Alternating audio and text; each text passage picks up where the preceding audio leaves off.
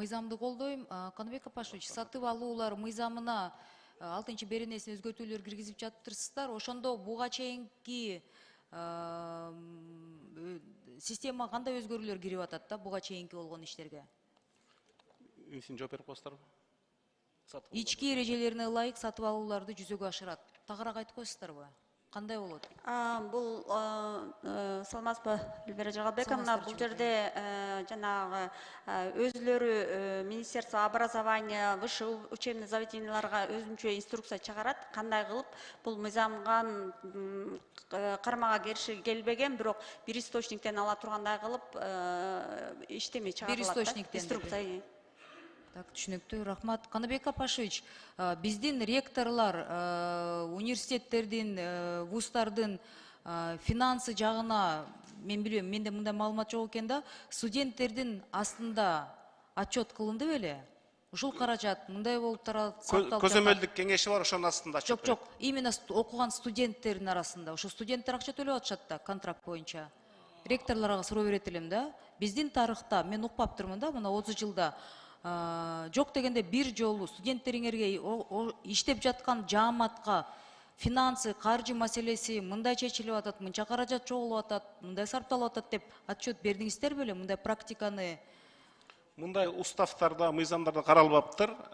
Алар негизинен жана окумуштуулар кеңешинде стратегиясын, программасын иштеп чыгат. Каныбек Апашевич, сиз да депутат болгонсуз да. Бул ачык, айкындык, анан коррупция менен күрөшүүнүн дагы бир жолу да. Ошондой практика вообще каралган жок и мындай пландарда да жок деп суроо берет элем да. Барбы? Бүт студенттин бюджети, университеттердин бюджети сайтта илинүү, ар бир студент талап кылылат, мугалимдер талап кылылат, алардын отчет берүүсү. Бюджеттен келген каражаттарды студенттер чогултуп, бир түшүндүрүп, бул каражат мындай кетип атат деп түшүндүрүп берсе, бир чогулуш болсо жакшы болмок деп ойлойм да.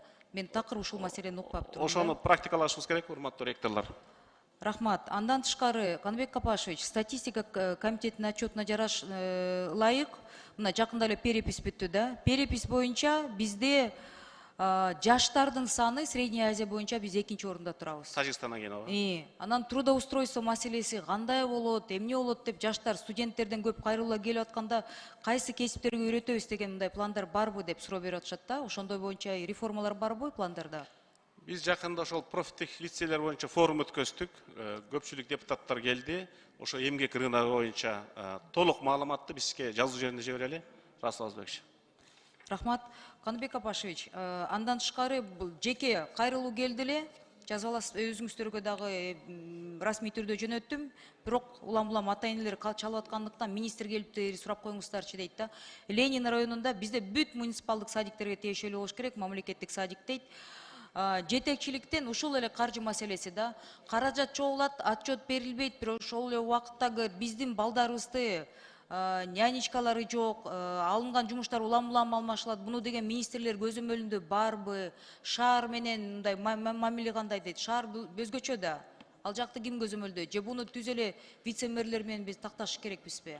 Эң туура жолу ошол бул мэрия муниципалитеттин бюджетинен финансланат, ошолор тарабынан дайындалат, бирок биз багы жалпы саясатын алып барабыз. Анда бул саясат боюнча отчетторду ата-эне попечительский совет да, тоже садиктерде да.